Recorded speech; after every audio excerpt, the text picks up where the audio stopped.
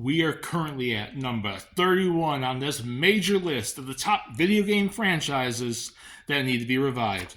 And as always, my name is Sniping is Fun, and I welcome you to this next entry on the list. We just came off of one of the biggest NBA franchises to ever grace video games, and now we're jumping from EA to a company I have talked about numerous times on this list. And no, it's not Konami, and no, it's not Nintendo, and no, I'm obviously not going to be EA 2 in a row. It's Sega. And it's not necessarily a franchise they don't use anymore, but it's a part of the franchise that I feel and they don't really use much anymore. And I'm talking about Phantasy Star, and I'm specifically talking about classic Phantasy Star.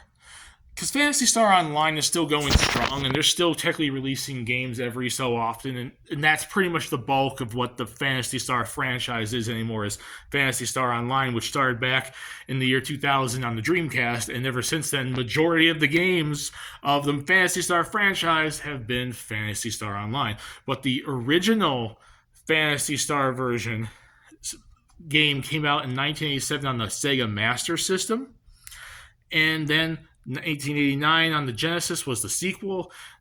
Number 3 was in 1990 on the Genesis, and then number 4 was in 1993 on the Genesis. And apparently, doing a little bit of research, there was like Adventure Gaiden, like a spin-off side game between Phantasy Star 3 and Phantasy Star 4, released around 1992. I didn't really know about that, but there you go. And then after that, that was 1993. There was no new game until they did Phantasy Star Online in 2000 on the Dreamcast, and that was the big online MMO type game. And then ever since then, that's pretty much all they've been doing outside of a few side games on handhelds, like the DS, the PSP, and the Vita.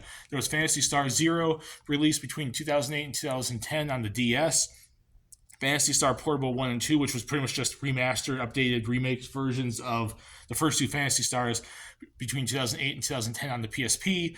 Phantasy Star Nova, 2014 to 2015 on the Vita, which was kind of its own new game. Those games weren't Phantasy Star Onlines. They were pretty much single-player, mainline RPG games like the original 4.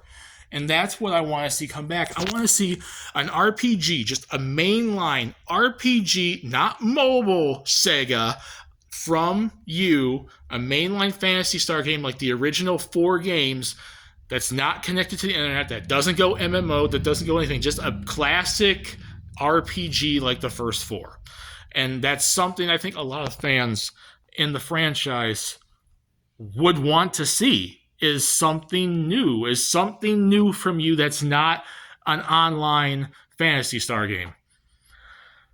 So please, Sega, if you're ever going to come across this video, and I'm sure a lot of fan reception online, because I've seen people bring this up, like plenty of the franchises I've talked about on this list, many people have brought up wanting to see these games come back, and people want to see classic Phantasy Star, and we have not seen a mainline classic Phantasy Star really since 1993, but if you're counting the DS, PSP, and Vita games, it was between 2008 and 2015, 3 games.